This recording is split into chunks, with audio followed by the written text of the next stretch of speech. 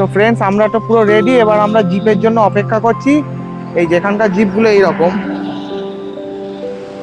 Cabin system, মানে এরকম লম্বা লম্বা করে বসা যাবে, এবং মানে নর্মাল যেমন গাড়িতে বসে ওই রকমই, মানে একজন বসে সেই চারদিক দেখতে পাবে।